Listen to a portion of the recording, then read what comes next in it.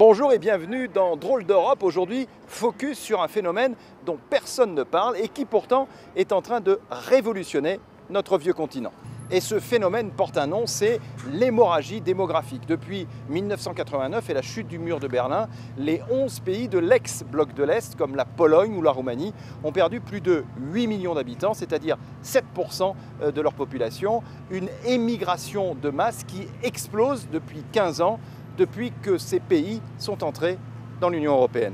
C'est un phénomène sans précédent. Il y a des migrations de masse vers surtout l'Union européenne, donc des pays de l'Ouest. Il y avait un grand potentiel migratoire dans ce pays. C'était le pays relativement jeune, dans le sens démographique, qui ont envoyé des milliers, des millions de personnes, surtout des personnes jeunes, parce qu'au moment de partir, 70% des migrants ont eu moins que 40 ans.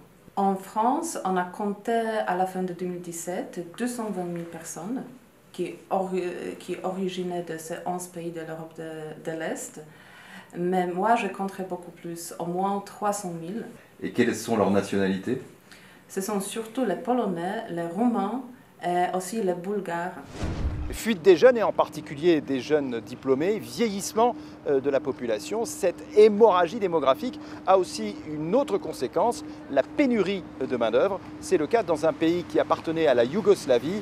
Ce pays, c'est la Croatie. Regardez. La Croatie manque de bras. À quelques jours de la saison touristique, hôtels et restaurants ont du mal à recruter. Depuis son adhésion à l'Union européenne en 2013, la Croatie a perdu un demi-million de travailleurs. Beaucoup sont allés gagner leur vie dans le reste de l'Europe. Alors, il a fallu les remplacer. Nous avons des gens d'Ukraine, mais aussi du Kosovo, de Macédoine et d'Albanie. Ils viennent parce que nos salaires sont meilleurs que ceux de leur pays. Dans le bâtiment aussi, c'est la pénurie, à tel point que la Croatie a décidé d'augmenter ses quotas d'ouvriers extra-communautaires. Alors pour remplacer toute cette main-d'œuvre partie massivement vers l'ouest, des pays comme la Pologne accueillent dorénavant des Ukrainiens, des Chinois et même des Vietnamiens. Comme quoi dans notre drôle d'Europe, on est toujours le travailleur de l'Est de quelqu'un d'autre.